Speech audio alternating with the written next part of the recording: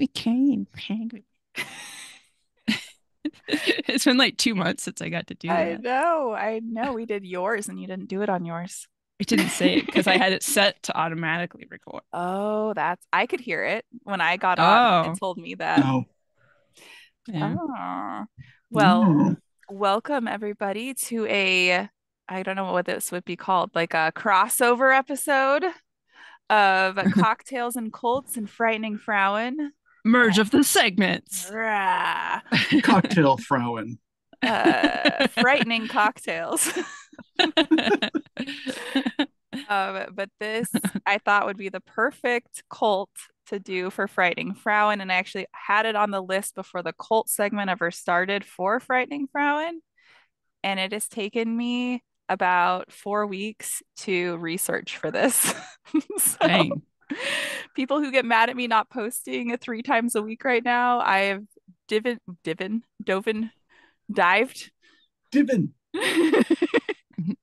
Deep Dovin. deeper into research for the episodes to give you better content and more in-depth dives. She went deep. I Twenty. was about to do the dodgeball thing. Dodged. No. Okay. But first matters, before we dive into that, Curtis Crandall is a new voyeur of the Patreon. He's a new patron. Patron. Patron. Patron. And I appreciate you watching. Also, somebody went from the $10 tier to the $20 tier, and it did not tell me who. So I appreciate you, whoever that was. And you can definitely message me and let me know it was you. I noticed the new system, like, because the old system actually would tell you who did that and it would show it in the changes. And now you see the money difference, but it doesn't tell you who. And I'm like, It's so eh, weird. Yeah, yeah, yeah, I had to figure out which tier it was, but that was the only one that made sense. It had to have been the 10 to the 20, because it was a $10 difference. And the other tiers didn't make sense for that. And no one was in the $15 one to go from the 5 to the 15. So yeah.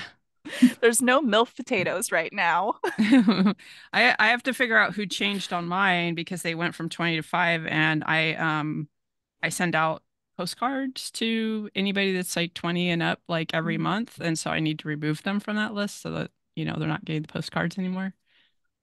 Just I'm gonna have to go through my spreadsheet and go line by line. I have a postcard from you. Should have a few.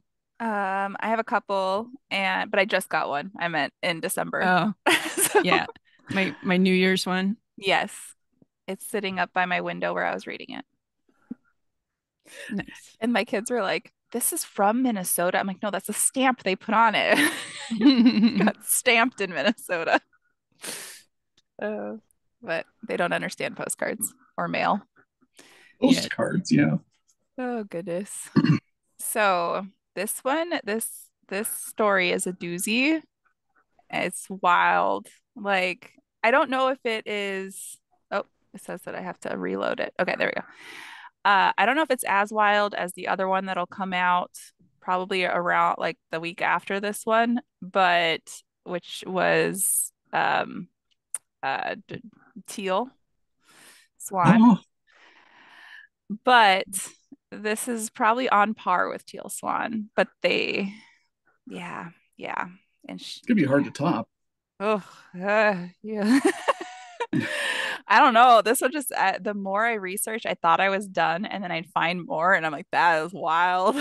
I'm just kept getting sucked in.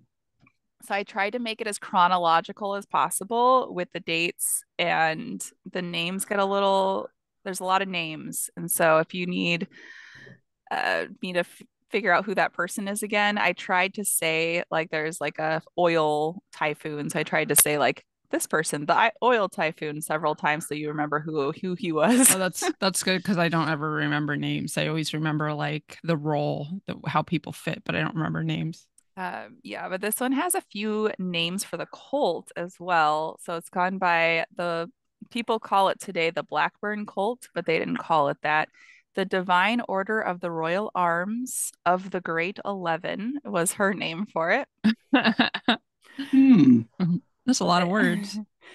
But they also called it the Great 11 Club and just the Divine Order and the Divine Order of the Royal Arms. So there's a lot of names there that they went by. And It's just the arms that are royal. it's just the arms. They're real royal. And so first I want to say that a lot of my research I got and came from a book, The Cult of the Great 11 by Samuel Ford. And I will refer to him a lot throughout this, but just know a lot of my research came from that book. And a lot of the research of the other podcasts that I watched also came from the book. So um, he's seems to be the know-all of the cult. So, but they're wild, and I don't blame him for diving deep into this one. But May Otis Blackburn was born uh, August 2nd, 1881, and died in June 17th, 1951. And she moved to the City of Angels in 1919 and started what is still thought of as the most bizarre cult in LA, which is saying something. Mhm. So not a lot of is known about her really early years, but when she was 16 years old, she married a Canadian man named Augustus John Weiland in Jamestown, North Dakota.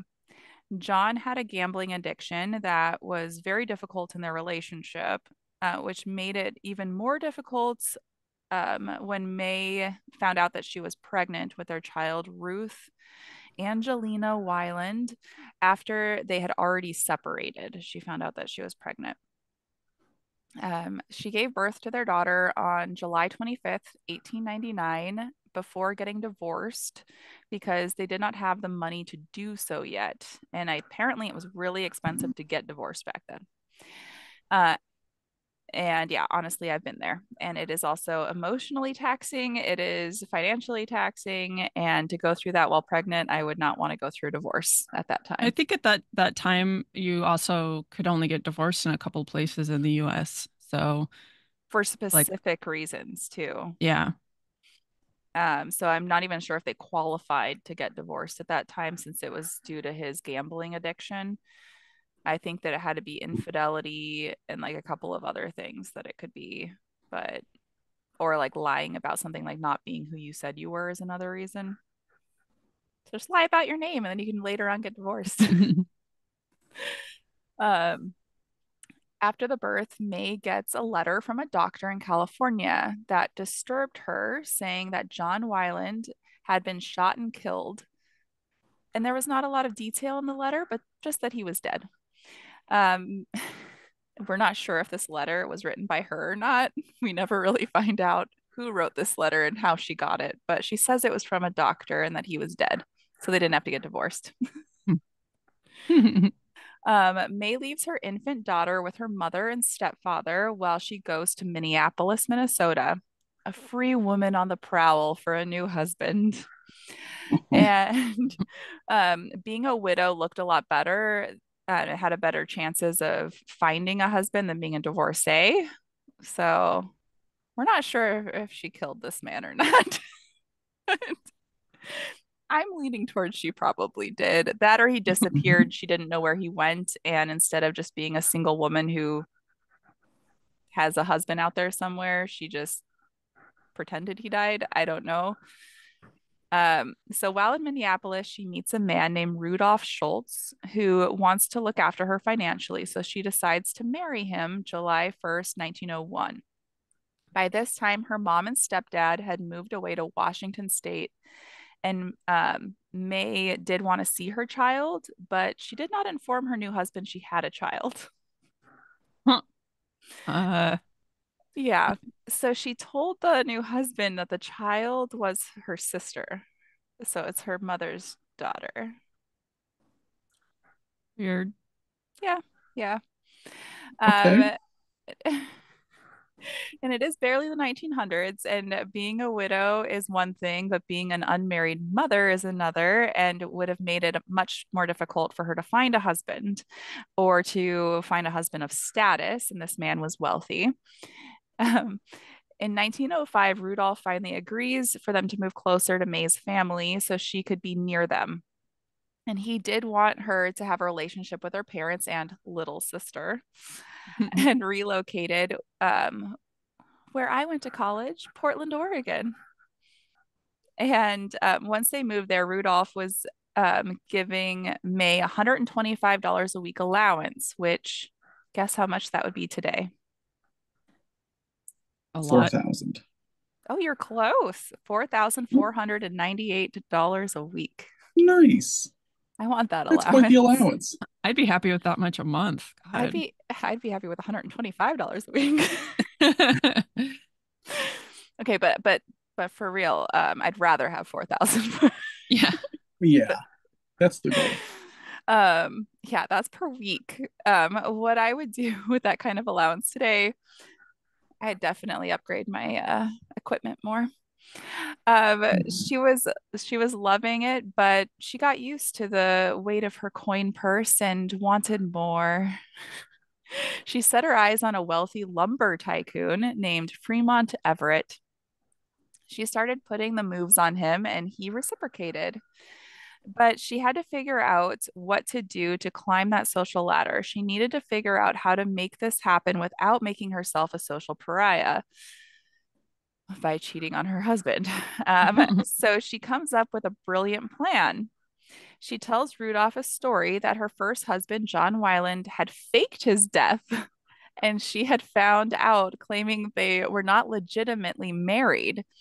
One more puzzle piece was also getting rid of the new guy, Fremont's wife, because he was also married.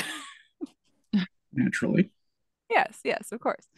Um, he wrote to May saying he intended to secure a divorce from his wife as soon as possible. Of course, divorced men were not a pariah, just the women.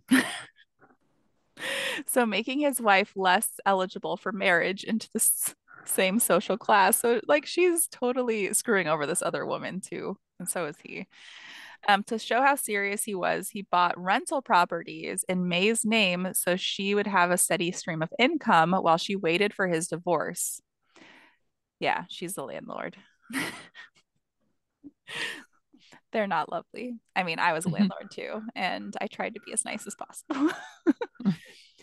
In 1908, she summoned the dead John Whelan to court for faking his own death and abandoning his child, Ruth. She brought the letter to the court explaining she thought John was dead the whole time and she found out he was alive and was so upset and heartbroken. Simultaneously, she is in court to dissolve her marriage with Rudolph, who was not buying any of this and told the courts that May is a scammer and she marries for money and status and then finds someone higher in society and wealth and woos them and tells them stories for sympathy and lies her way into the next relationship. He even made claims that John Whelan was not her first husband, which I don't believe because she was 16 when she married him. But Yeah. but he told the court that there was no evidence that she had been married before. Um, and they were yeah, that's what I said. I didn't find any proof of this, and people make lies in divorce court all the time and then hope it sticks. But records are next to none from the court hearings in 1908 until May 27, 1915. This is when she marries her third husband. So she never actually marries that other tycoon, but she has those properties from him. Um, Score. so her third husband of record, his name was George Edward Bloom. Also, John Whelan never showed up to court, so we're not sure. She summoned him, but he never arrived. So we're I not wonder sure if he's why. dead or alive.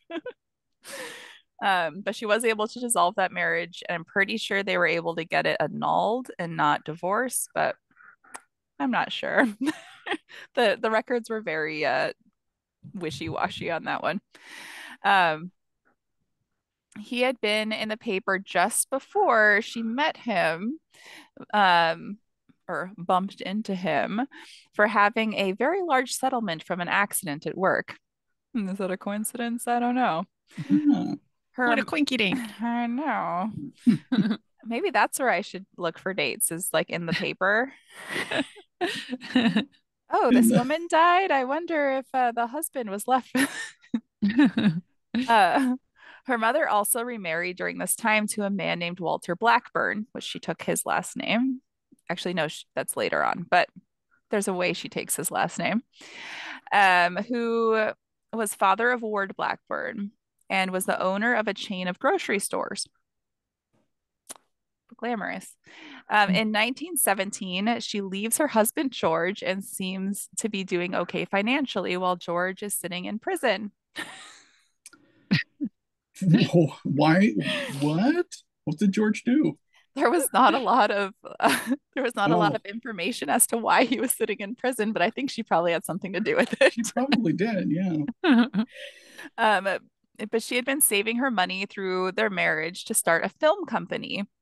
We do not know a lot about May and Ruth's relationship leading up to this point, but that's the daughter, Ruth. But we do know that May starts this film company and the now 17-year-old Ruth stars in it alongside her mother.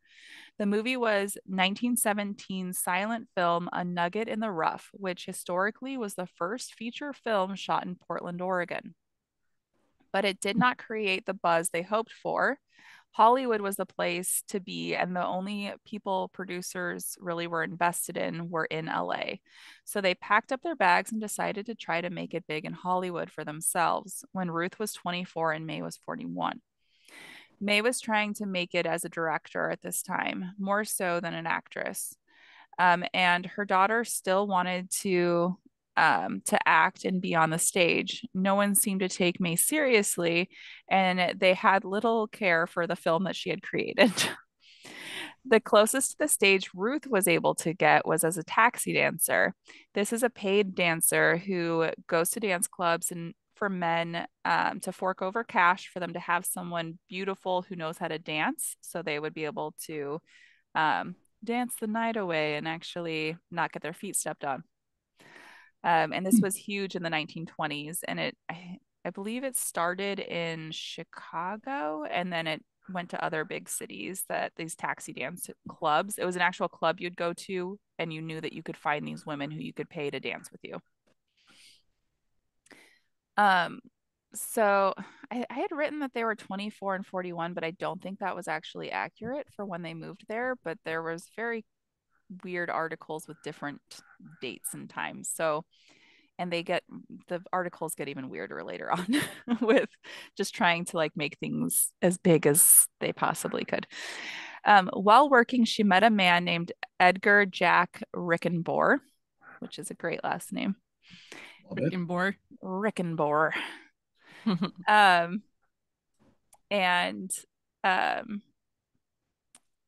Okay. So I'm not saying what I'm about to say is not true, but I will say there's no evidence either. And Ruth and May do not have a good track record for reality or truth. She did claim that he would get jealous of her dancing with other men and often would accuse her of doing more with these men. She also claimed he sometimes was violent with her. Both could be believable, and for the time that took place, abuse was pretty rampant, especially physical and emotional and financial abuse against women. But with all the stories they tell later on, I'm not 100% sure it's accurate. But that's what she said. I just had to interrupt because there was a dog that did walk by of the window back there. And I was just that was Oscar. Yeah. That was great. I knew he was coming. I'm like, oh, come on. He just stopped, look in the window. You just see like the silhouette with the ears and the nose. Mm-hmm. Then he just walks. Yeah, I missed it. You did. Okay, so in 1921, the two did separate, and in 1922, she met another man by the name of Arthur Carl Osborne. Carl did not have the most tender descriptions of Ruth. It was said that he described her as not very affectionate and not the kind of girl that believed in heavy petting. Wait, is this for Ruth or for May? For Ruth, the daughter. Oh, okay. Could she have just been a not so touchy-feely person? Sure. Could it be that she was not in the relationship for love and wasn't it for financial stability? Also could be the case. But she had a different explanation. She claimed that he and her mother, sorry, that her and her mother were sent there not for the throes of love and romance. She said that they were here for a higher purpose. This was her Oh, reasoning for not being touchy-feely, by the way. She turned away from Hollywood's party scenes and started spending her days reading through the scriptures of the Bible and began to become obsessed with the book of Revelations. She wasn't here for love, okay? She's here because of God. Revelations. because of Revelation. So, her and her mother claimed to have an experience in which the angel Gabriel and later also Michael came to them and proclaimed, I am Gabriel, and you are the two witnesses that God has chosen to announce the end of the world. Yeah. Right then. Yeah. They're cool. That they would be the witnesses to the book of Revelations and assemble a group of followers. After the first encounters with them, the angels made themselves comfortable, and Gabriel, especially, started coming around very frequently. He wanted them to be the hands to write his book, and it would be called The Seventh Trumpet of Gabriel, which would hold the secrets to and announce the end of the world.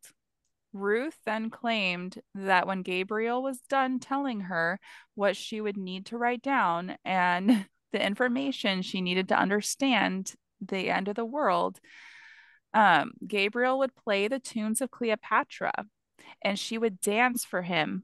And he made her custodian of all the Egyptian dancers. What, Gabriel, what do you feel like you're overextending your reach there, bud? Oh, she must have I don't been think that's your department. beautiful. I need to open my drink so that I have something to wet my whistle. Oh, yeah, I was going to ask you what your cocktail of choice was. Still a kettle sour blackberry. Black Barai. Blackberry. Bye. Like a Pokemon. I only have 4 of these left. Yeah, I do as long as you have don't a spill it. mango. I know I spilled it last week. I didn't drink very much last week. Um, yeah, it is okay. So it is impossible to know if they really believed this or if it was an intentional and elaborate scam. I did find a few podcasts and articles I read that there were accounts of May hearing voices since she was a child, and that Ruth had similar accounts in her childhood and was thought to be a condition, a mental condition known as folia doux, which I That's fancy. tried to write it out phonetically here. So I think I'm saying it right, but it translates from French to madness that is shared by two. Yeah, Often one is convinced they have a condition, or they actually have one, and mimic sorry. So one person is convinced they have a condition and mimic the condition from another person who actually has it. So it's possible May actually had a condition and then Ruth kind of followed suit and believed that she did, or they both did have a condition, or neither of them did, and they just loved attention. I mean, it makes sense. Like a kid that grows up exposed to that would just think it's normal anyway. So, Yeah. And it didn't seem like May's parents didn't believe all the things May said because her mom and stepdad seemed to either enable her or they believe her. I'm not sure which it is. Um, so after Ruth was done dancing to the tunes of Cleopatra, uh, so Ruth and May, yeah, they're just dancers. So she said she would scribe and translate the words of Gabriel into this book that would take the world by storm. Those are her words. And of course, they need money to make this book a reality, right? And they need a lot of it. And I don't know why they need so much from what happens later, but um, they also would need a lot of time to write this book because there's some heavy things that need to go into this book about the end of the world. It needs to come out at the right time. So it can't just come out willy-nilly whenever they're done with it either. So they went to Ruth's husband, Arthur, for the funds to survive and to make the book. They told Arthur, who did not have the funds himself, that he would need to borrow the money from his place of work. And the amounts that the angels demanded kept increasing, as Gabriel told the women that they were to now set up a religious order which was necessary for the end times. They let Arthur know that the angels would reimburse him tenfold for investing in their project, like Shark Tank. But I bet you can guess what happens next. She leaves him? His work finds out he was Oh, borrowing this okay. money from them. Borrowing. I think we call that embezzlement. I think that's accurate, that it would be embezzlement. Mm-hmm. Ooh, my drinks have arrived. Are those my drinks? Ooh. Yay! I'm a drink goblin. Well, it's close enough to water. It is. It's a prebiotic fake soda Mhm. that makes my gut happy. Happy gut. Happy Happy gut, happy slut. But Oh, that. both. There you go. Oh goodness. Oh goodness. Oh goodness. Okay. So yeah, he lost his job. Um, he really thought that he would be able to pay them back. Like he would give them this money and the money would be returned to him. He'd be able to pay that money back and have more money. No, no. Um, but Arthur must have been a golden child because his parents get involved when he lost his job, and his father shows up and told Ruth that she needed to repay the money and then some and make it right, and told her how wrong she was for getting him to lose his job and making him go through all of this and manipulating him. She was furious that he showed up at her house and ended up calling Arthur's mom and threatening to kill Arthur if either of them ever showed up at her house again. dang, Okay. that's an escalation. It's A going to little make one. Christmas really awkward. Arthur saw no other way out of this mess and ended up enlisting in the army. And before leaving for duty, he wanted to try to reason with Ruth and May one last time and showed up at their home. Of course, he was met with a dark, empty apartment and left without closure. But where did they go? Things had gotten a little messy in Hollywood. So they decided to go back to Portland for a little while. Yeah, I was right. They did leave him. She left him Mhm. just after the embezzlement. Yeah. Yeah, yeah. Take the money and run. Yeah. Mhm. Ugh. And okay, so maybe this was all part of the plan that the Angels had, and they needed to go back to Portland. They were welcomed back by May's mother and stepfather and the stepbrother who still lived at home. They took this time back home to sit down and write up their doctrine for what was about their doctrine for the cult. So for the people who would be in the cult and all the things that described what the writing would be about once it is finished. They seem like they had done so much work. Okay, so they wanted it to look like they had done all this work on this book because people had given them a ton of money, like tens of thousands of dollars in today's dollars of money towards this book. So they would lay their little doctrine of like 6 pages on top of a stack of empty pages to make it look like they had this book written. Wow. Oh, I've seen that trick in police crime dramas where they're interviewing somebody and they want them to think they have more on them than they do. So then they put like papers into the file that don't have anything to do with the case. And guess it yeah. it it works in all sorts of situations. Yeah, especially in creating a cult. Mhm. Okay, so here's where we get into the actual cult and what they believe because it's wild. All Okay, right. so what did the doctrine and teachings preach to try to gain followers? They claim that the universe had added a fourth dimension to our world. The universe is described like a living creature, and when it takes a breath, it takes in old versions of reality, and then the body of the universe cleanses them, makes them better, and breathes them out as new versions of reality. They said that the tree of life from the Bible regulates the fourth dimension, and the tree would allow every person to gain eternal life.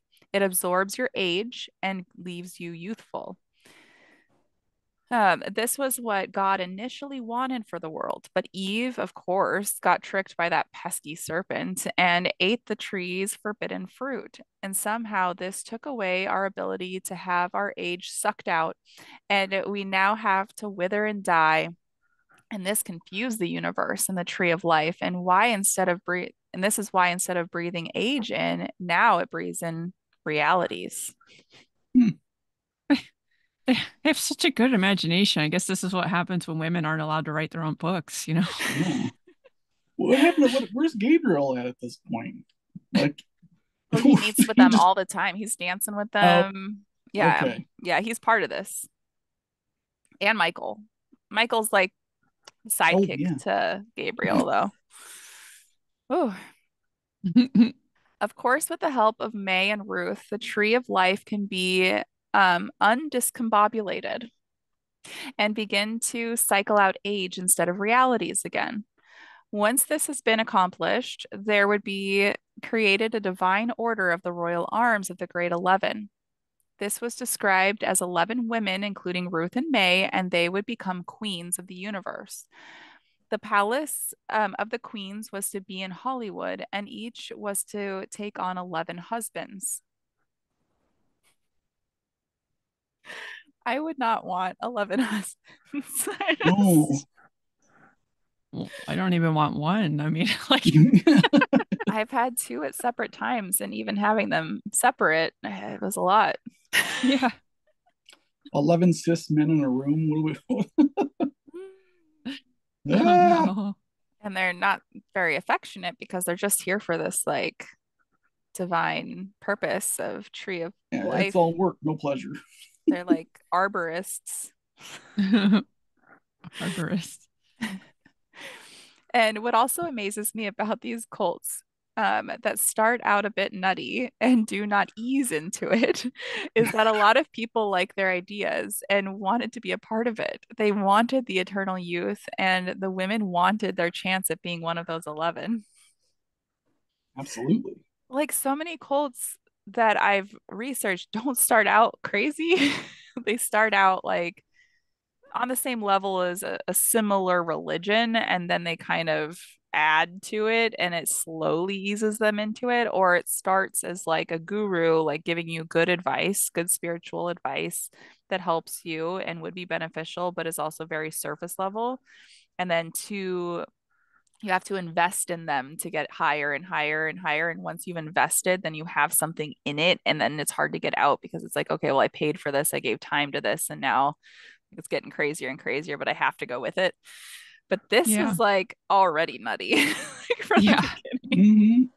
It just shows like how discontent people can be with the reality that they live in. They just need And a, something else. and a lot of the people that followed them were super wealthy, really like had great jobs, and they weren't people just looking for something because May needed their money, so that she needed to prey on people who had money or spouses of people who had money.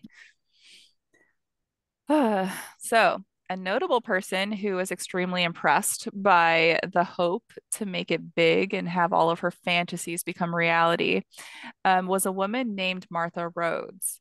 She was a Christian woman and mother of three, two biological, one adopted. It is also claimed she had a son who died at 9 years old as well, on top of those children, who then she buried beneath the garden and in their home in the hopes of resurrecting him. And Martha claimed to have powers to raise the dead. She was a necromancer. Oh, In fact, she added 5 examples of this she could accomplish on her resume. Um, I believe that this actually did happen because of other things that happened later. But this is what the neighbors said that she did.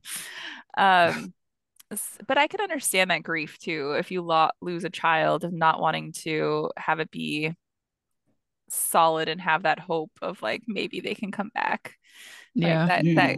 that grief could be very real. And then wanting it in your head, like, yes, I can do this. I can bring them back. And with God, I can bring them back. She lived with her children in Klamath, Oregon, and her husband owned a lumber mill.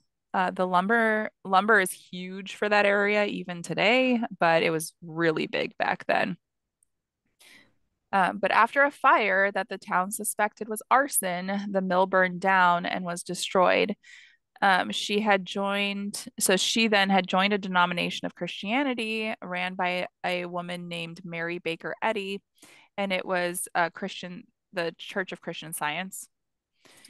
Um, yeah, so she was already a little. A lot of people in Hollywood, though, grew up in the Christian Science church. Yeah.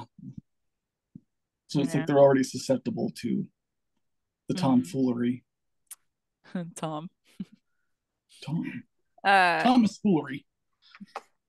and so resurrections were not uncommon to hear about among the people in that group. Um, chop it up to parlor tricks or just wild tales, but there are a lot of religions through history that believe in raising the dead, and that being a spiritual gift that God gives you to be able to raise the dead or heal people that are dying without medicine. They also believed that all healing comes directly from God, or through humans by God, and He gives the gift of healing. They did not believe in medicine or doctors, only thoughts and prayers. That Oh doesn't, no. that never makes any sense to me. I'm like, like Didn't God if give you, you those medicines? exactly, like if you want to, Ay, ay, ay. It got so bad in areas where this practice of Christianity was prominent that newspapers were reporting unusually high amounts of child deaths due to parents refusing to give children their medicine or for illnesses or bring them to the doctor after accidents. So they would even get like physically injured and their parents would not take them to the doctor because they thought they could pray it away. It's so sad because those kids Yeah, did that not have a sucks. choice in that. yeah. Now we should discuss May's stepbrother, Ward Blackburn. He's Ward. cool. He looks about as skeezy and creepy as he actually is. He also had a bad odor. That's what a lot of people said. Well, when somebody smells bad enough that it makes it into the history books, it's Right. got to be bad. They said he would not change or wash his clothes almost ever, and he also would not bathe regularly or brush his No. teeth. Mm-mm. May saw something in Ward though. She does not marry him, does she? They began having a romantic relationship, which is not Okay. as horrible as it sounds because she was an adult when when her mom married his dad. They didn't grow up Yeah. together, but it is bad because her daughter grew up like as a sibling to this person. So, It's just the smell for me. It's the That's it's where the I'm smell. stuck. Yeah. ugh, yeah, he was 1 year younger than her daughter. Oh, Yeah. Oh. Amos is he's like grabbing the back of my camera. Amos. There were also rumors that Ward had molested children. Oh I didn't boy. find any court records of this, but it was widely talked about among people who knew him. Uh, but with everything else, I'm not throwing out the possibility that it's accurate. The two soon got married, and that made her stepfather, Walter, also her father-in-law. Well, He also joined the cult and believed in it so much that he sold all of his grocery store chain and purchased a printing press that he gave to May. But his printing press was located in Hollywood because she said she would eventually need to go back there and she would be able to publish her own book through the printing press in the City of Angels. Hello, Amos. And according to the book by Samuel Ford, he claims that May had some strange ideas around some children, and there were multiple accounts of her going up to strangers in supermarkets and on the street and just asking to have their children. I wonder if that ever worked. It didn't seem to. There weren't like a lot of extra children like that other cult family. Oh, But it reminded me of the family cult that we did from Australia. Um, there are yes. rumors that she did try to abduct children as well, but did not get away with it. So back to Martha Rhodes. May was instantly attached to Martha's adopted daughter, Willa, that she gave her a new name, which we know cults do to try to separate Mhm. them from their past and make them feel like a new person within the cult and basically lose themselves if they leave. But we know that she doesn't give short names. Oh, good. Yeah, yeah. The new name was the Tree of Life. That's her name, the Tree of Life. Huh. Hello, the Tree of Life. Hmm. But bigger than that was the focal point of the whole cult. Like they believe like Willa was going to be the person who brings about the Tree of Life becoming less confused and being able to actually cleanse your elderness, your age, Your age, elderness. I don't elderness. know. That made me think of Raised by Wolves, or a person turns into a tree. Oh, maybe they were going to turn her into a tree. Mhm. Um, but they did make her one of the 11 priestesses, and she was a queen. They named her a queen, one of the 11. I think she was 14 at this time. Ah, So at this time in 1922, they made their way back to Hollywood, where the printing press was that was purchased for her, and they also rented a really nice house at 640 South Manhattan. And the owner of the house was Edna Vogel. He kept mentioning that, but there was really nothing about her later on. So I don't know. hmm. I don't know if Edna's really important. They also purchased another property at 1028 South Olivia Street, where they ran the Walter J. Blackburn Publishing Company. She kept telling the followers that the complete works of the angels were coming. The pages containing the secrets of the end of the world and the beginning of a new eternal life of the followers. But the first thing she published was a pamphlet containing 8 pages. The pamphlets were to be handed out by the followers to people to get more people to join the cult. That's what we do. Pamphlets.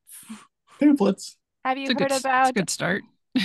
yeah, have you heard about our Lord and Savior, the tree? The tree. Um, The tree of life. uh, she said the book was still being written and would be there, but they needed more followers before she could release it. Because once she releases it, those are the followers you have, I think. And like, Oh, that's that it. caps it. It's Yeah. basically like So, saving your best TikTok content with the idea that, like, you should wait until you have 1 million followers or whatever. that's why I have 360 drafts, y'all. They're all just winners.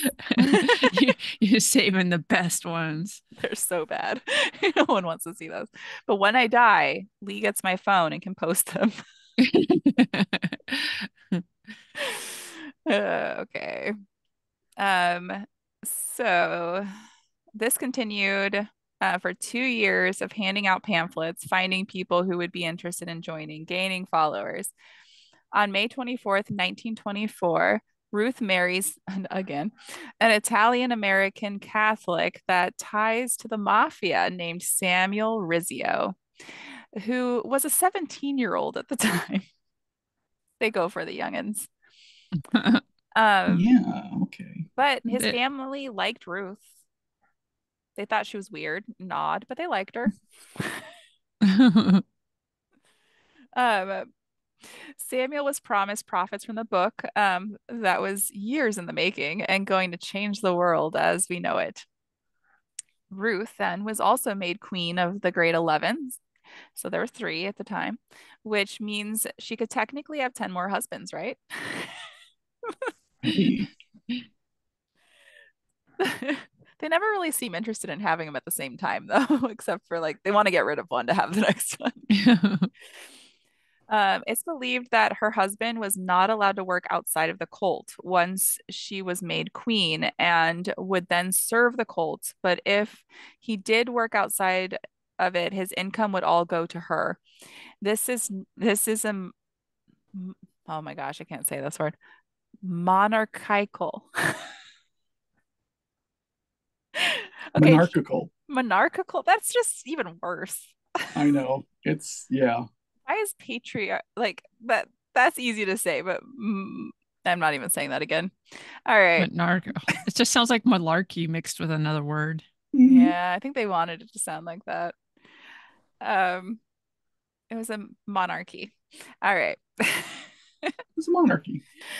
But it is said by cult members that Samuel was abusive towards Ruth again, and that he got really aggressive and violent towards her and left the cult one day. Just left.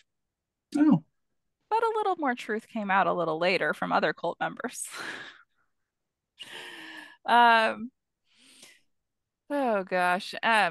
So a member, Eleanor Sandrowski, who was a pharmacist and a cult member, she said May came to her in 1924 saying the angels had come to May and had requested specifically for Eleanor to help her. Gabriel demanded that Samuel needed to be killed and that Eleanor needed to provide the medications from her job to do it. May, being the absolute star master manipulator, told Eleanor that if she did not do this, she would be struck down by the angels for not obeying, and then said that the death of Samuel would not be a complete death of the body, but a spiritual one. And the medications would rid him of whatever was preventing him from truly accepting and living in the teachings of the cult. They were helping him. I mean, they want him to have eternal life, right? And stay young forever. He needs to get rid of that Catholicism. Right. yeah. So it's thought she was speaking of his Catholic beliefs, holding him back from the Great 11. She goes on to tell Eleanor that the angels showed her a white vial, one that would have no trace, but that if Eleanor told anyone at all of this, she would be struck down by the angels and they would know. Eleanor was not thrilled about this idea. And knew if she was found out, she would be in legal trouble and lose her job. If she provided this to May. And she ends up telling her husband, and she was not struck down. So she says immediately that they needed, or he told her that they needed to go to the group and try to get their money back from May, and that this was all a scam and that she needed to not do this. After speaking with him, Eleanor does go back to May, demanding her money be returned. But of course, she is talking to one of the most manipulative people. She tells Eleanor that the issue is her husband, or May tells Eleanor that the issue is her husband, that he's manipulative. He doesn't want her to be part of this and doesn't want her to have eternal life, of course. And that he's actually not even her real husband spiritually. And that really it's another guy in the cult that's her real husband, and that she needs to leave her husband and be with this other guy. Thankfully, Eleanor does not believe this and leaves. May did not like how this ended or that she was not listened to or believed. She did not take losing control of a follower, especially one with such dark, twisted information about May. The next day, May sends another cult member, Mary Stewart, which is Interesting, because that's Queen Mary's name. Mhm. Mary, Queen of Scots. Yeah. Well, she is sent to the pharmacy where Eleanor works and demanded to be given chloroform and poison. Eleanor did give her the chloroform, but switched the poison for colored water. Eleanor and her husband did not go back to the cult and cut ties with them. That night, the cult got together to do a symbolic death ritual on the beach in Santa Monica and told Samuel and the other members this ritual would kill Samuel's other spiritual beliefs that were hindering his ability to fully believe and accept the blessings of their group. The twist, this was the last time any of them ever saw Sammy Rizzio. And they were just reassured he was fine by May and Ruth. Symbolic, huh? Yeah, yeah. After this, his family was not buying that he left the ritual and just disappeared. So his brother did something terrifying and brilliant. He, oh no, I went down. Where are you, Rizzio? Rizzio, oh Rizzio, wherefore art thou, Rizzio? Uh, there we go. Okay, it's in this paragraph. Okay, so he joined the cult and was undercover for 10 months to try to gain intel on his brother's disappearance and anything else strange he could find. He offered his services to May and she accepted him as her chauffeur. While spending time in the home of the cult, he did uncover his brother's possessions, and not just a few things. It seemed he just left everything. Hmm. Um, May and Ruth played into this, saying that since he left everything, they believed he was coming back. Maybe he just needed some time wandering to find his way back to them after stripping away the other belief systems within him. After after discovering this and not believing the stories told to him about what he uncovered, the family decided they wanted to go to the police to see if they could investigate further into this. But before they could, someone got word of their plan, and an officer showed up at the family home telling them that they needed to keep their mouths shut about May. He was a member of the Divine Order and scared the family, and they did not go to the authorities. Mm. It's just weird that like so many prominent like people get into these things and then Mhm. protect it, and then their job is on the line too for doing that, but it works. Um, the camera like zooming in and like moving around on its own. Every now and again it zooms in at just the right time to be almost like kind of like a Dun, dramatic dun, emphasis to dun. what Tyler's saying. It's funny. It's out of Just like control. I that. can't. It's got a mind of its own. It's just having a good time there. Well and truly. Well, we were recording the other week and Jordan holds up like a can and it just zooms in on the can. Oh yeah, it did, Like a didn't it? commercial. And then we couldn't get it to do it again, but it like thought it was a face or something. Like Yeah, it's not. No, not gonna do it. holiday. What's the flavor? Holiday It is flavor. cranberry apple cinnamon lager. That actually sounds good, unlike that other one you had. Yeah, that other one was terrible. This isn't. It's not terrible. I have water with liquid IV in it. I have so much liquid IV. There's like Yeah. two bags there. I have another bag over there. Yeah. I was sitting here like my blood pressure, I could feel my blood pressure tanked and I was like, "Oh, I need to lay on the floor." "Oh, you know what I have? I have liquid IV." "Oh yeah, now I'm feeling better." That's like liquid floor. Yeah. Oh, Jordan disappeared. Whoa. Whoa. Ooh. There's a ghost over there.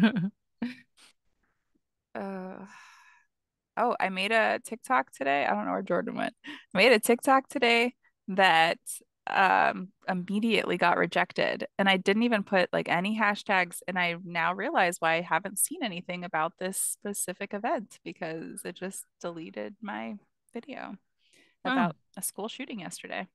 Oh yeah, I could see TikTok doing that. because their whole thing of like content should be safe for kids and stuff. Mhm. Yeah, Like kids don't know that that's going on. right. It was only 4 hours from my house. Yeah, Scary. it's scary. Welcome back. I have the Thank you. hiccups. I've only had Oh, two good. sips. I've only had 2 sips. Perfect timing. All right. So that year, May moved to another house, which was elaborate as well, in 427 North Vermont, and moved her mother and stepbrother slash husband to the home as well. This is where things get even more weird. Is that possible? Is that possible? So far, no. Ward's job at the house was to keep an eye on traffic reports and weather. You know what that means? That means he sits there at the door looking at cars, writing down which cars drive by Yeah, there's no internet. Yeah. and what the weather was like that day. And then he That's a would weird provide the journal. report to May. Sits out on the porch and Mhm.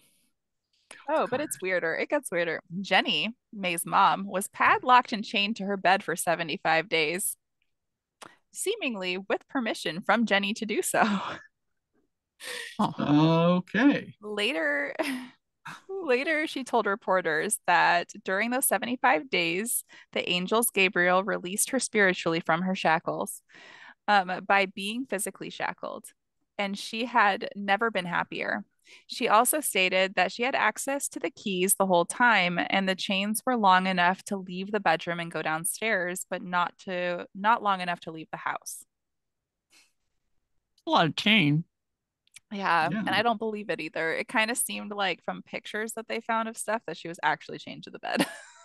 Yeah. but but I don't know. She seemed happy and delusional. Maybe that's where May gets it from. She had like a psychotic break during while she was trapped there. Probably. If you were alone in a room for 75 days, of course you're going to start seeing things. Yeah, I can't even like and being like chained, your body like your joints would hurt and just like all it's so oppressive. Like, Or like the other Yeah. cult that we talked about the in the family, she would give them hallucinogenics and then leave them in a room alone, like a dark room alone, and then come into the room with a light shining on her, being like, "I am Jesus." uh, Yes. So she may have been like, "I am Gabriel," and I we really will do am. the Cleopatra dance. Woo! Watch your Here's my daughter Dance. dance. trumpets. Oh, your granddaughter. Watch your granddaughter dance. Oh gosh, yes, yes. November. So we go now to November 1924.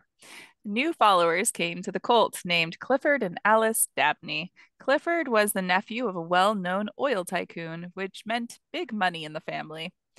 Uh, the couple were high in society and well connected. When you have all the money you could ever spend, what is next? Something money can't buy, like eternal youth, that you can have the time to spend the money, maybe. I don't know why he got involved in this. Like, So, I mean, did they have like other followers and then like this is just like mentioning like the the prominent key. ones. Yeah. Okay. By the end, there's over 100 followers of this cult. And it only mentions like prominent people that actually The have a, money bags. yeah, The part of money the bags. story. Yep. But they do have people working for her for free. So they just are doing everything she wants. I don't think May had to do much of anything during this time. I should start a cult. I Get know. somebody to empty my composting toilet for me. Ugh, yeah, that would be great. I That would be know. great. What do I need them to do? They could just bring me drinks.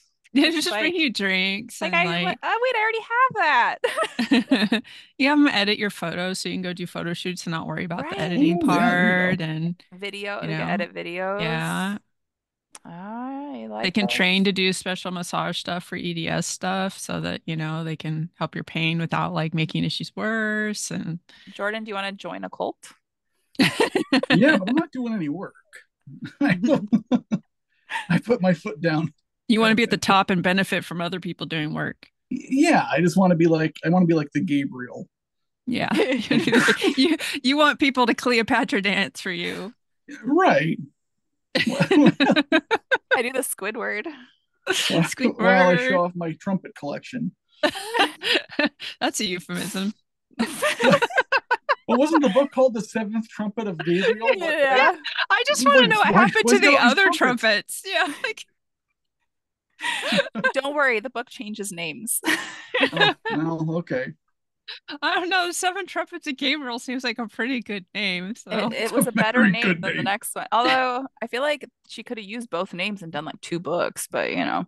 yeah. So May focused on trying to show him that she could make him even more money by investing in her book. Of course, which had changed names and is now called The Sixth Seal. Oh, like the movie. Yes, I like the movie. Yeah, it was a good movie. Will Um, you die for him? that was good. Yeah. You should be a voice actor. Only accidentally. I know, me too. My my accents are never what they're supposed to be, but they are an accent. Yeah. They Yeah. are an accent. This was going to be a viral sensation and save so many in the world if they get their hands on it. This book will fly off the shelves faster than they can print it and will gain him and his family eternal life on top of that. Can't beat Phew, where that. will I sign up? This promises. She then added to this more and told him that this book will also give him the coordinates to hidden oil. She, boy, she just like has like a bottomless hat of shit she just pulls out to tell people what they want to hear. Like, Something tells me this is good. She's gonna underdeliver. I just have a feeling. Has she delivered it all? Not yet. And other treasures. just eight This page pamphlet. this sold him. This he was sold. He wants that oil. Um, if there is one thing he was hot for, it's that oil money. Uh, Martha Rhodes and her husband, at this point, like simultaneously at the same time, and their adopted daughter, I don't know what happened to the other two, moved to Hollywood to be with the colt and bring their little queen to her palace. We're not Hmm. 100% sure why this is when they chose to move and why they did not follow her right away, but this was around the same time that May had proclaimed that the solar system was going to align just right for the book to be published in February of 1925. Interesting. And this may be what they were waiting for, the book actually having a date to be finished. Simultaneously, at the same time, another woman known as the Prophetess of Doom, Margaret Rowan in LA, was proclaiming that February 6, 1925 would be the end of the world, but not the end of the world, the spiritual end of the world, and we would have a new world after February 6, 1925. that's like Well, that explains everything. the best title ever, The Prophetess of Doom. I mean, I want that title. Yes, I think I want to research her more and do an I mean, episode on I her. mean, really, you can add of doom to the end of almost anything, and it just makes it better. Jordan and be Santa of Doom. Of Yeah, doom. of doom. Robot Liz of Doom. Yes. When Willa and her family got to LA, May set them up in a home there. Jenny gave them a housewarming gift and one that would make me furious as a parent. Can you guess what it was? Drums. No, Oh, Candy? no. Lasts longer than candy. dog. Cigarettes? Yes, dogs. She presented Willa with seven puppies, and their names were after the seven tones of the musical scale. No. Me. Seven, Me. seven puppies. Mm. Good grief. I will warn everyone when there is going to be some animal abuse, but there is no detail in it, but it does happen in a little bit. So I will warn people ahead of time that there is some animal abuse, but I do not go into detail. Um, And it does have to do with these puppies. Mm, May and Ruth were becoming wealthier and wealthier, and the book was coming to the date of publication. So the excitement among the members was there. They were waiting for this for so long. Then, after the new year, everything seemed to change. Willa, before the new year, like at Christmas time, grew very ill after her tooth became infected over the Christmas season. And her mother did not believe in medicine or doctors. And of course, her mother is a necromancer, so she's not too worried about Willa dying, right? Even though what her other son never came back. I was gonna say she doesn't have a success rate yet. She says she does have 5 on her resume. Oh, that's Just, right. just not her son. Yeah. Willa did end up passing away from this infection on January 1st, 1925, and was just 19 years old at the time. Wow. Yeah, Despite, that's a way to yeah, go. oh my gosh, a tooth and like toothache in general is like the worst pain. Right? And you can't think about anything else when that's going on. Yeah. But to get that bad that it gets so infected that you die, You uh, die. Yeah. um, but despite Martha trying her hardest to bring Willa back to life, it did not work. May was devastated. Willa was part of her plan. She was the tree of life. She would be the one to bring on immortality and change the trajectory of reality as we know it. May called upon the angels, and they let May know that Willa was going to live again. She would be raised from the dead. It just was not the time yet. They did say that the group needed to uh, preserve her body so that when the time was right, Willa would have a vessel to come back to. All right, we're about to get into the animal abuse, and it's very sad, but it is not in detail. They did say the group needed to preserve her body. This meant concealing the body from police and hospitals so they would not take her and bury her. They needed to keep her body in the possession of the group, and they knew where she was and could make sure that she stayed preserved and protected. May said the body was safest in May's home, where she put her on ice in her bathroom on her bathroom floor because, that's a good long-term plan. And that was not all. Part of being able to preserve her was to sacrifice the puppies. These angels are just so kind. This is just a great way.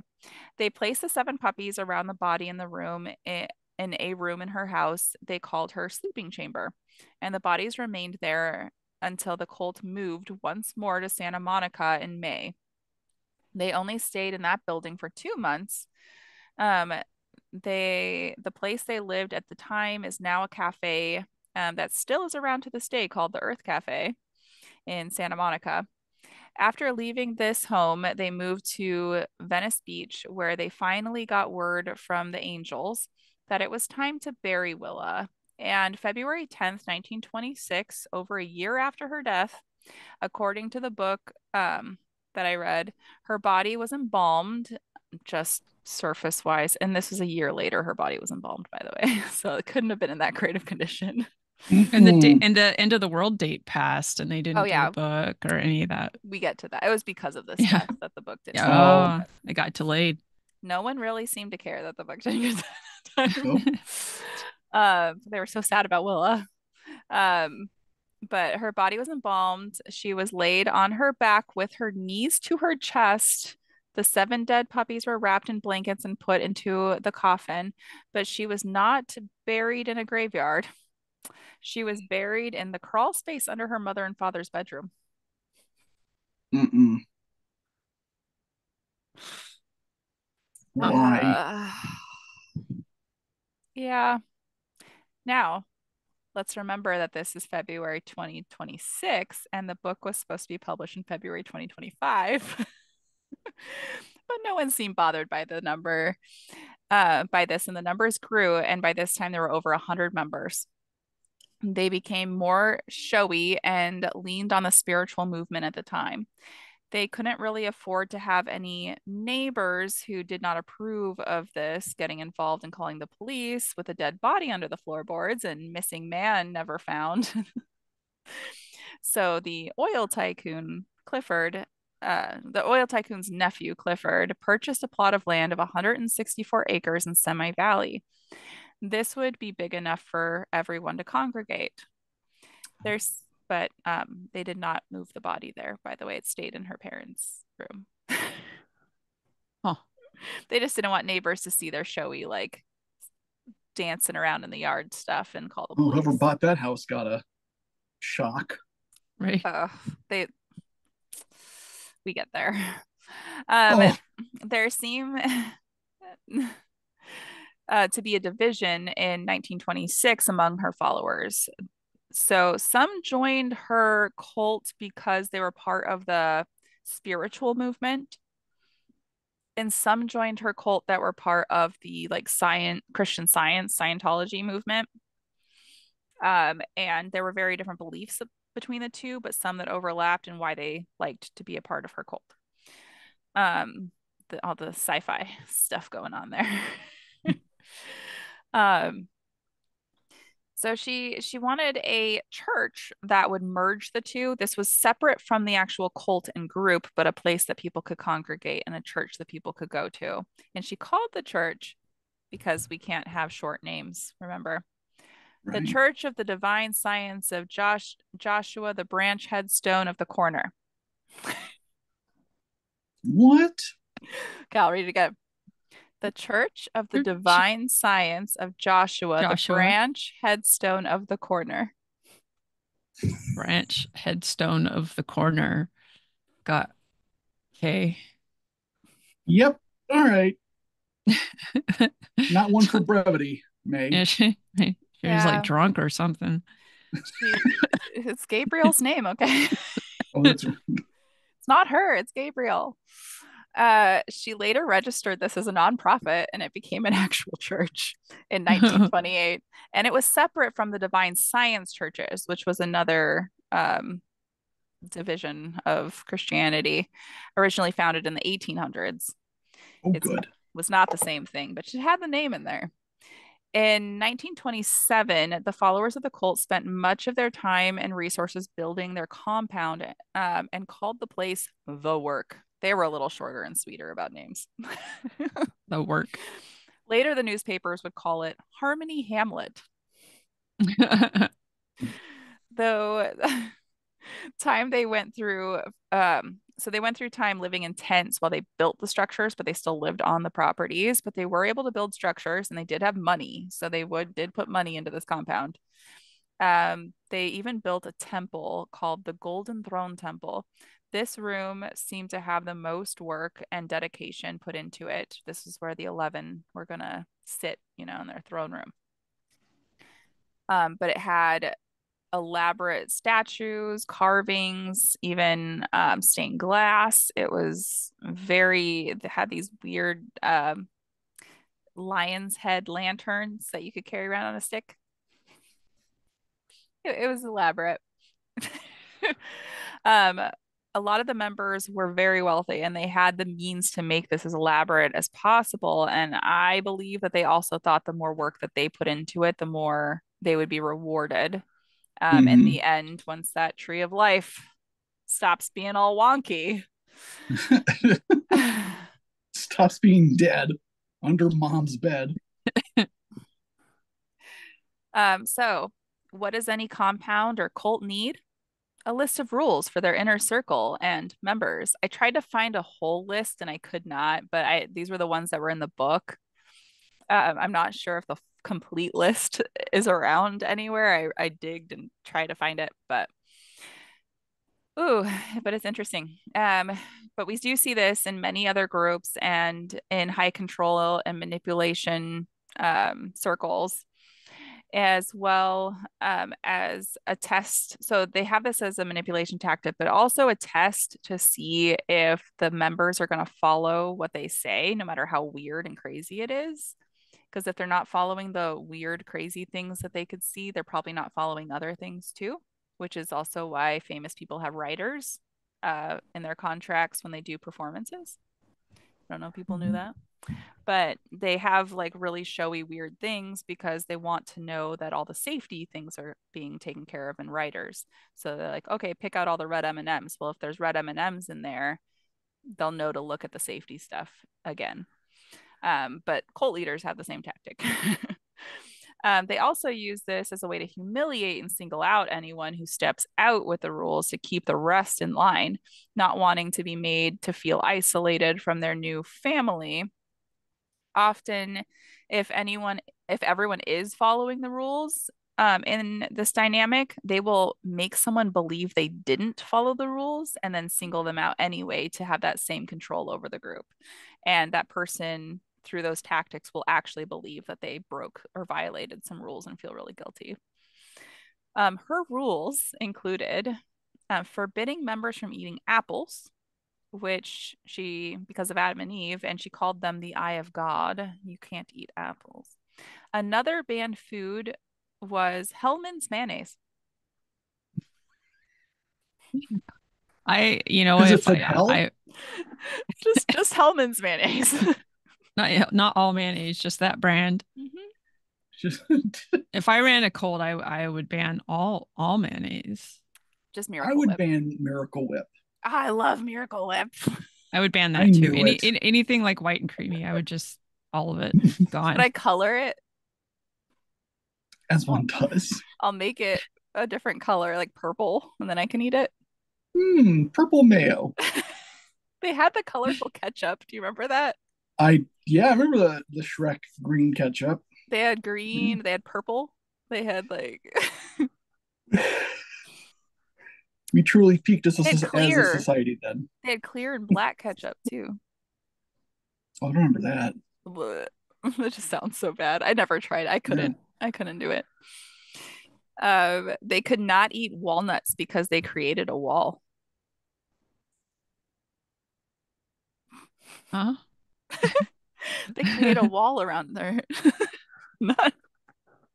I don't know. I don't know. She had that was her reasoning. You I can't bet you question this. Hellman's was they probably banned Hellman's because they had hell in the name then. Probably. If walnuts are building walls, then Hellman's is from hell. They also could not eat T-bone steaks because it represented the cross and crucifixion of Jesus Christ. Oh God. But don't worry, they were allowed to eat and had to eat sugarless pies. Sugarless pies are my favorite kind of pie, so, you know, You have to eat it then. yeah, You I, I you mean, know, are we just saying it's a savory pie, or are we talking about a pie just with the absence of sugar? I think yeah, it's just we're a just not, pie we're, without sugar. I don't know. She yeah, called them sugarless pies. It may have been a specific thing that like they made, but it yeah. was in their doctrine I they mean, had to eat sugarless pies. like literally my favorite pie is apple pie with where they don't use, where it's just the sugar from the apples is what's sweetening it. So, Okay, yeah, I see that. That's what a sugarless pie is. yeah. Um, they had they had to rub butter on their feet. What? You gotta keep them moisturized. You're in the desert. I feel like that makes them all a tripping hazard. What do they? It's like They have gonna like collect drippy all the socks dirt on. and like Yeah. They also had to smoke a certain number of cigarettes every day. Okay. that makes me think of the leftovers where they had that group of people that they all like smoking cigarettes was like part of their I wonder if they got religion or that from whatever. this. Yeah, it could be. Um, but we're not really sure why these were her rules specifically, but it's possible it's because some of these foods were luxury items at the time in that day and Yes. that they were more expensive. And so she had to have other reasons besides money of why they couldn't eat them. That would make sense.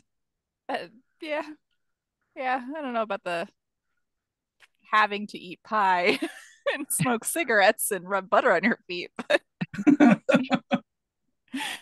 uh, yeah, February 3rd, 1927, Louise Voles went missing at 29 years old and was never seen or heard from again.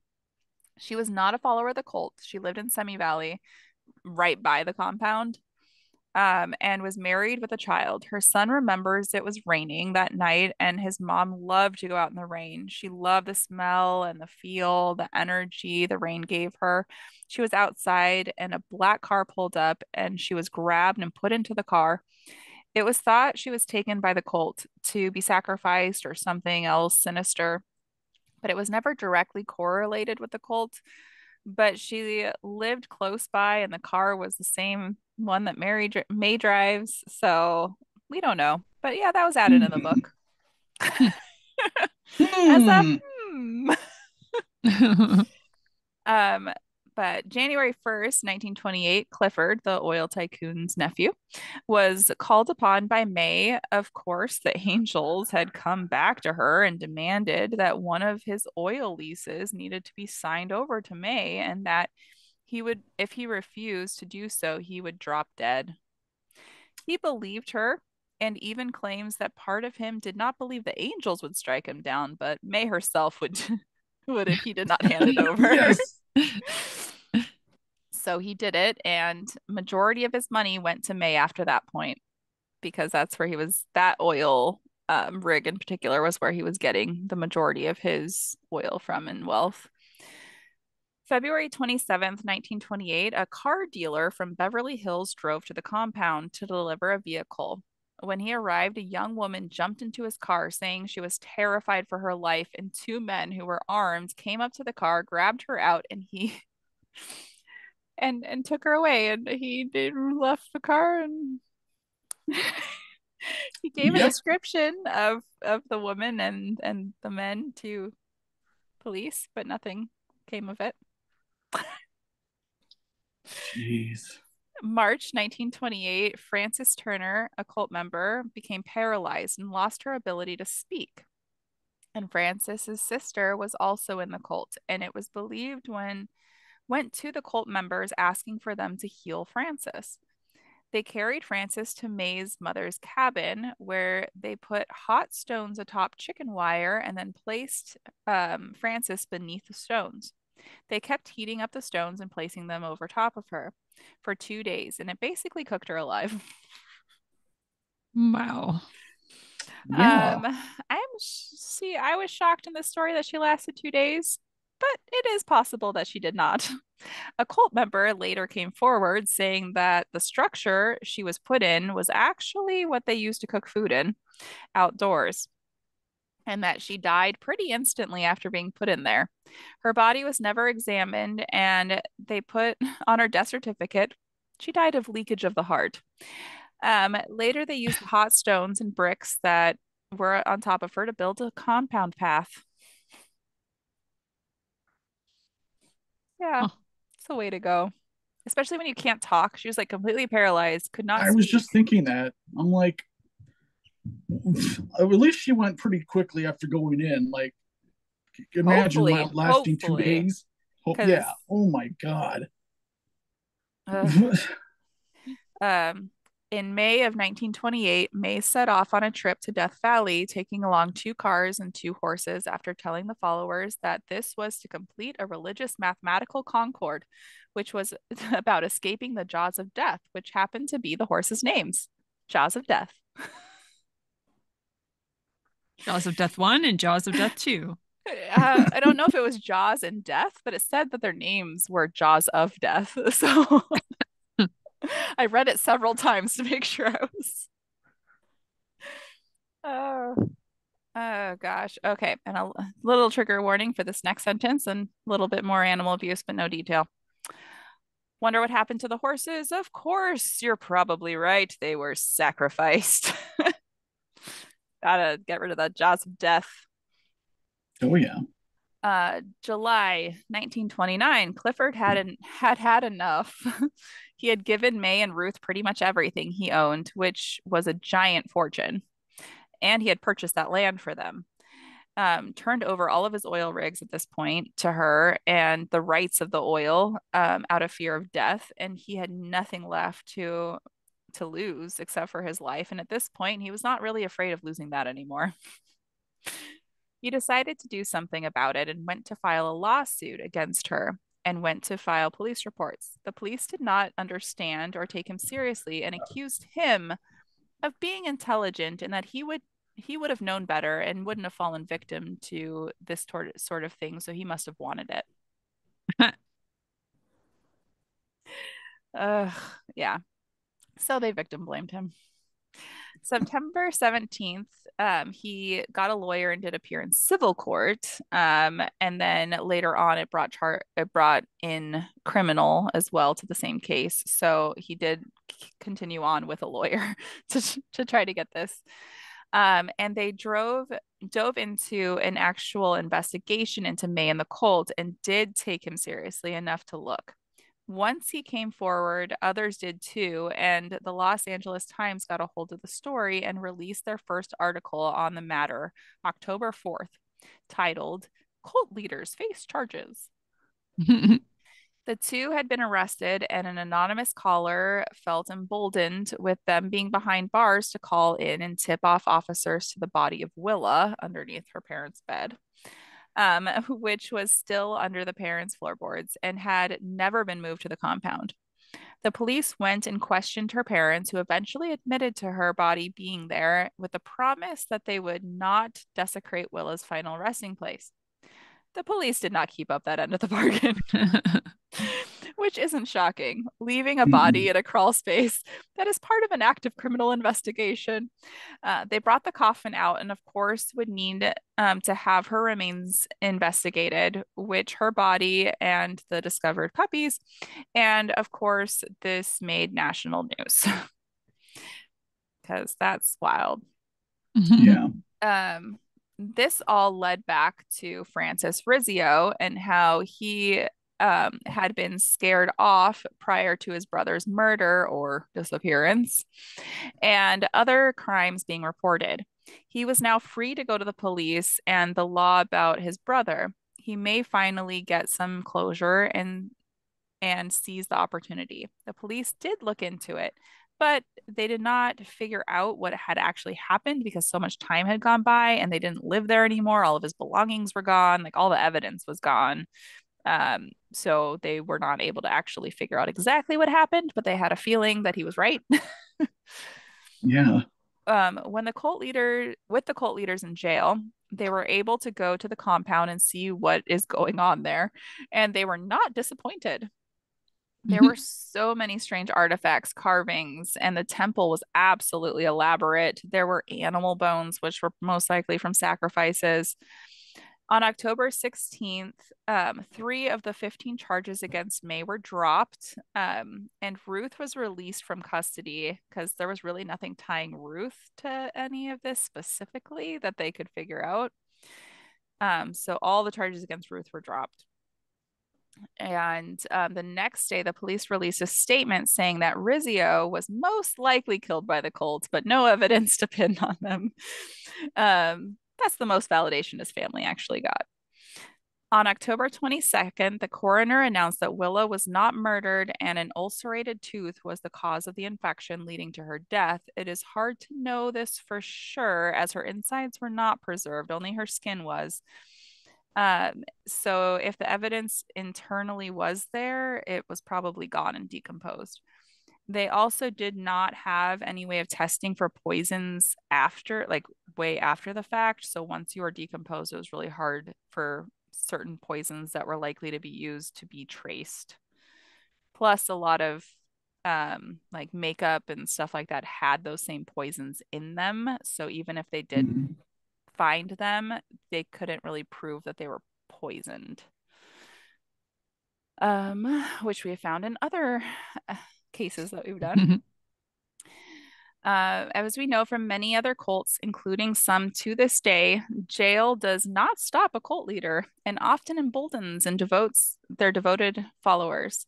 She was still leading them from jail. She also refused to hand out money to the members to purchase food while she was in jail.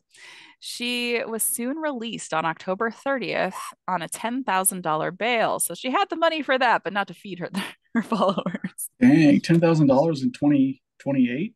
Yeah, Oof, 2028 or 2029, 20. 2028.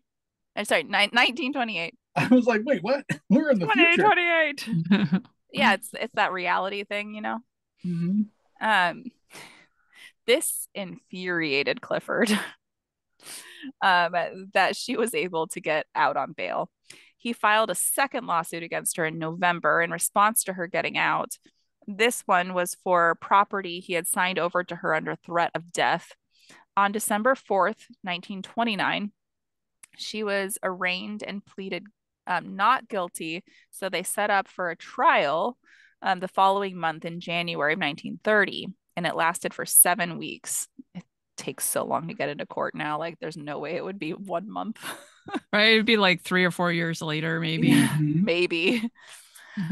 She stayed consistent with her angel story and was very adamant that she believed that. They did not believe her or that she really thought she was talking to angels. So they actually convicted her on March 2nd, 1930. Her charges were 8 counts of grand theft, and she was sent to serve her sentence in San Quentin. The followers were not okay with this and blamed Clifford, and he became bombarded with death threats in the mail, on the phone, in person, like Oh just my goodness. constant death threats for sending her to jail. To make matters worse, May filed to have her case overturned because the case was strictly about financial crimes, but the law enforcement added in information about the disappearances and deaths, as well as animal sacrifices. This and her crazy cult stuff, um, and this soured the jury towards her on top of the financial crimes. They agreed, and it really was not a fair trial because they added all that stuff in. So the prosecution and was not, they were the ones who brought up a lot of it, but yeah, they pretty much screwed up the whole court case. So yeah, she did not have a fair trial for the financial crimes, and the police screwed the hearing up as well. Um, two, they should have had two or more separate hearings lumped, not one lumped together, so that they could have just done the financial stuff and just done the criminal. Um, all charges against her were dropped on November 30th. She got away with everything. Wow. Willa's parents also were not charged with anything in regards to hiding their daughter's body. And according to the book, the court warned that any legislative attempt to limit or regulate May's claimed possession of exceptional spiritual power or knowledge had to be rejected because it would be a dangerous invitation of the state to the realm of the religious freedom and privilege guaranteed by the Constitution. And they said mentally healthy people are responsible for the decisions, and if such, for their own decisions, and if such want to join an order like the Great 11, they can. Oh, Yeah. In 1936, May did finally publish a book. finally. It's called The Origins of God, which is a very poorly written and confusingly written book, and did not do well. The person who helped her write the book, which was a fellow cult member, did not even get a copy for free. She had to purchase it. Naturally. May died of heart failure in LA on June 17th, 1951. She left instructions for next steps for the cult. And after her death, her followers that were still devout followed her instructions and moved to Lake Tahoe. Nothing after that occurred, and the cult fizzled out. Okay. It's just fizzle out. Ruth's like, I'm done with this. No, it never mentions Ruth again after she got I out of know. jail. I don't know Maybe what happened to her. she might have been like, yeah, maybe it's time to move on and Yeah. change Yeah, my maybe it's name. my time. There we go. But yeah, it was all based off of Revelations 11, 1 through 13, which I can read to you because it's wild. Oh, Okay, so they were claiming to be these two witnesses. Um, and I will grant my two witnesses authority to prophesy for 1,260 days wearing sackcloth. These are the two olive trees and the two lampstands and that stand before the Lord of the earth. And if anyone wants to harm them, fire pours from their mouths and consumes their foes. Anyone who wants to harm them must be killed in this manner. They have authority to shut the sky so that no rain may fall during the days of their prophesying. And they have authority over the waters to turn them into blood and to strike the earth with every kind of plague as often as they desire. When they have finished their testimony, the beast that comes up from the bottomless pit will make war on them and conquer and kill them. And their bodies will lie in the street of the great city that is prophetically called Sodom and Egypt, where also their Lord was crucified. For 3.5 days, members of these people and tribes and languages and nations will gaze at their dead bodies and refuse to let them be placed in a tomb. And the inhabitants of the earth will gloat over them and celebrate and exchange presents because these two prophets had been a torment on the inhabitants of the earth. But after the 3.5 days, the breath of the life of God enters them, and they stood on their feet, and those who saw them were terrified. And then they heard a loud voice from the heaven saying to them, "Come up here." And they went up to heaven in a cloud while their enemies watched them. And that moment there was a great earthquake, and a tenth of the city fell. 7,000 people were killed in the earthquake, and the rest were terrified and gave glory to God of heaven. yeah. Just like Re X-Men Revelations, you know. Hmm. It's great. I would base the whole religion on that passage. Yeah, why not? I just want to be able to shoot fire out of my mouth. There's the um isn't there like filters on TikTok? You could do that. Maybe like Yeah, a dragon. yeah. Yeah, I but you gotta can't go. really smite your foes that way. You can only make believe. I got a Right. potty. I'll be All right right, go back. potty. We'll entertain them. Water. Oh, was that weirder or the same or less weird as teal? I think teal was weirder or is weirder. I think teal's weirder because it's still going on. That's yeah, that was kind of my thinking too, is because that's still going on. Meanwhile, this fizzled out pretty Hmm. early on. I mean, she dies in 51 and it kind of fizzles shortly thereafter. That's Yeah. 70 years ago at this point.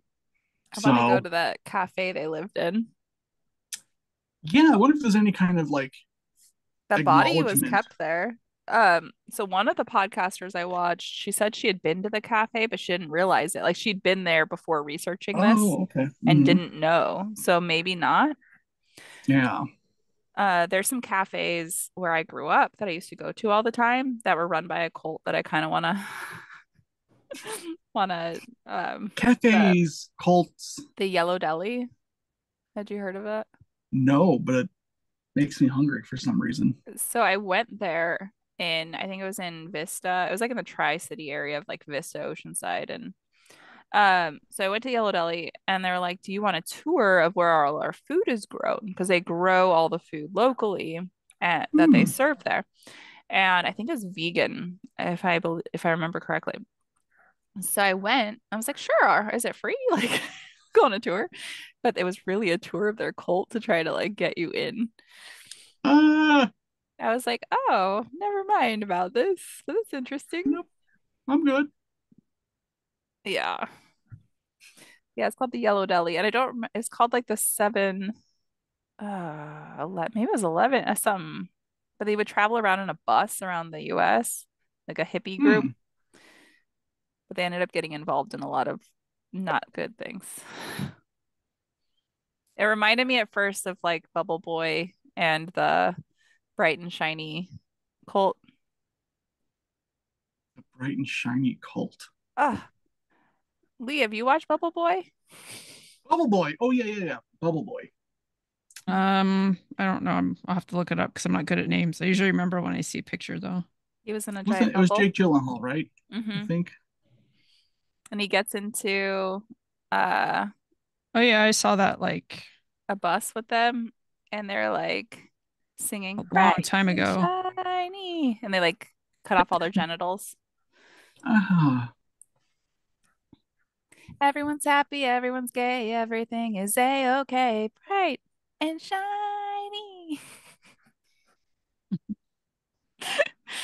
Oh, but yeah, that was a wild one.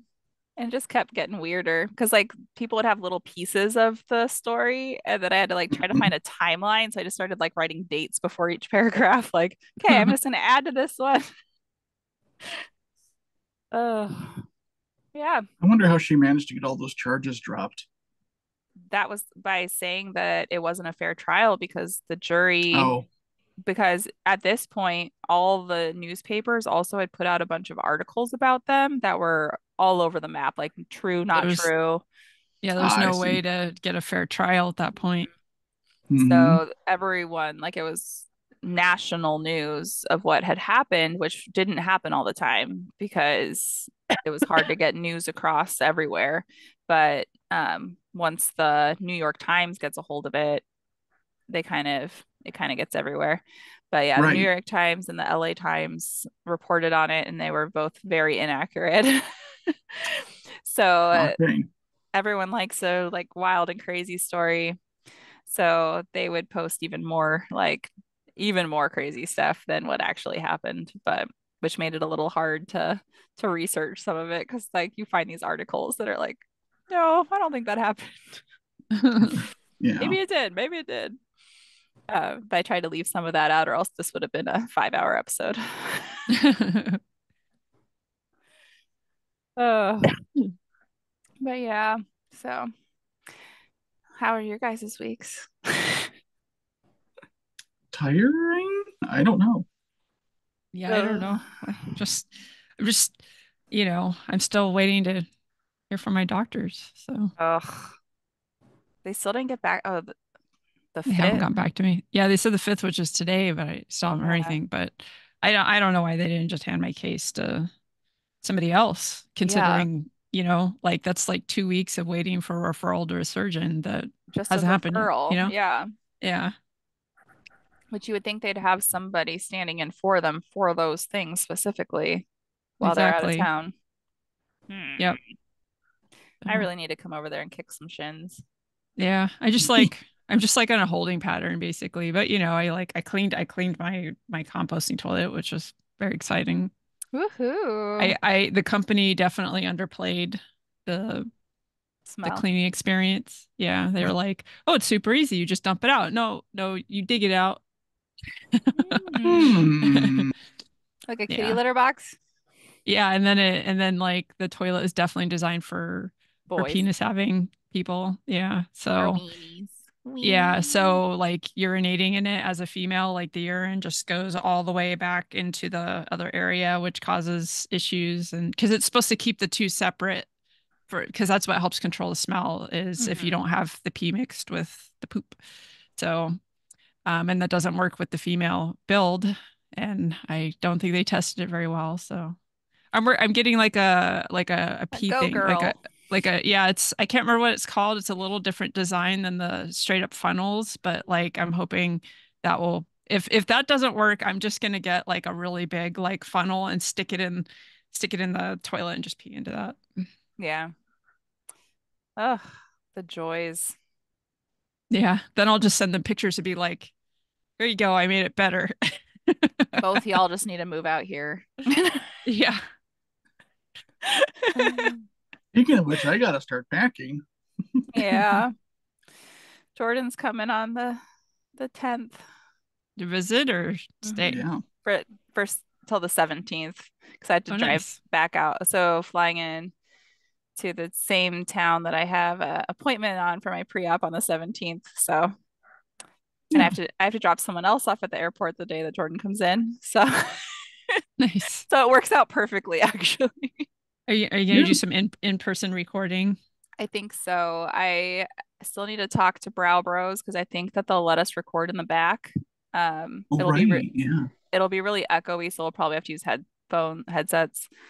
Um, and we could probably record in the back where all the big barrels and stuff are. Hmm. It'd be pretty cool. That'd Yeah, be that'd be fun. cool.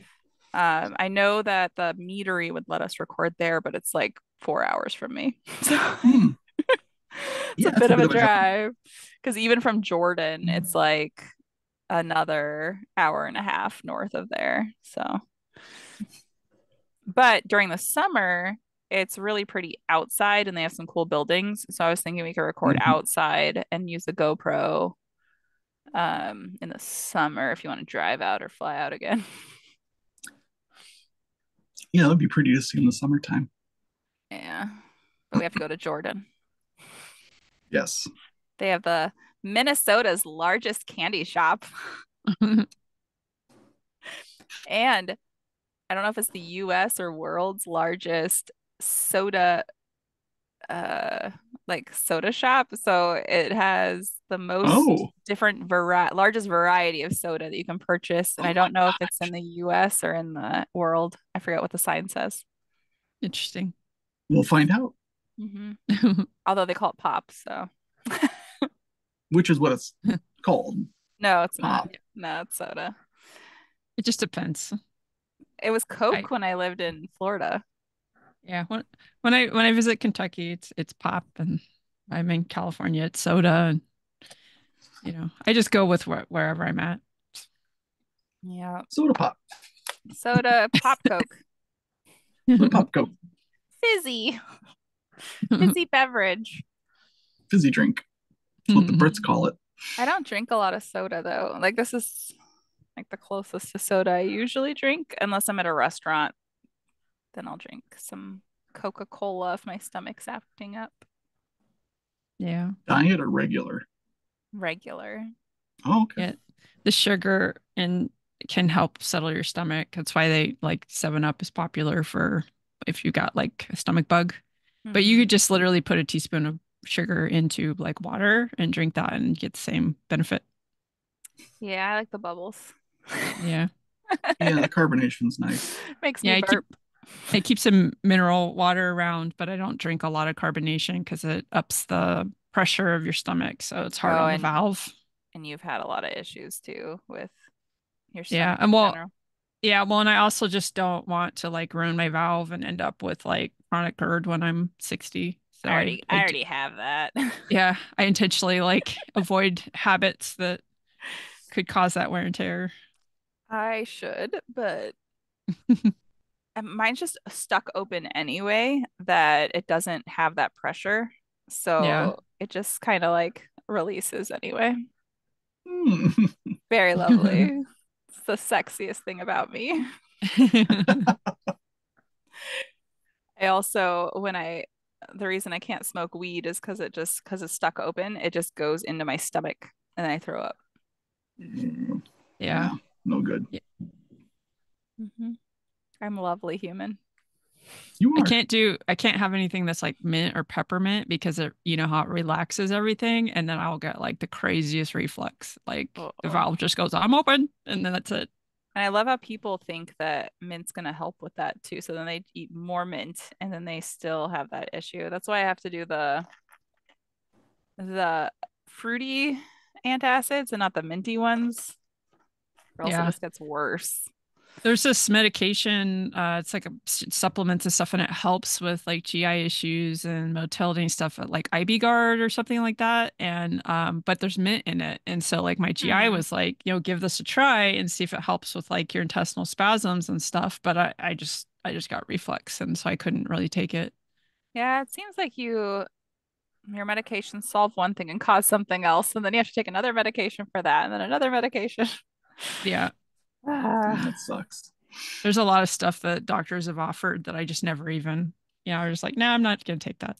Or like our stomach medication can cause osteoporosis or not, yeah, osteoporosis and other like bone density issues. And Jeez. Yeah, PPIs are pretty gnarly. They're not good yeah, to take long term. yeah.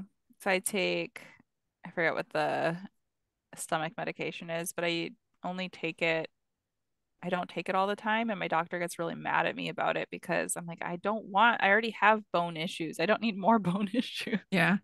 I take Pepsid for the MCAS, and that doesn't have the bone density stuff like the PPIs do. So Okay. it's just, it's just an older school antihistamine that happens to help with um well, for me it's not so much the acid production, it's the MCAS stuff. It's a mast cell stabilizer in the stomach lining. Yeah. I've been having mast cell issues lately, and I'm like, I need to change my diet. I know I do, but the things that are safe for me for gastroparesis are causing me issues with MCAS.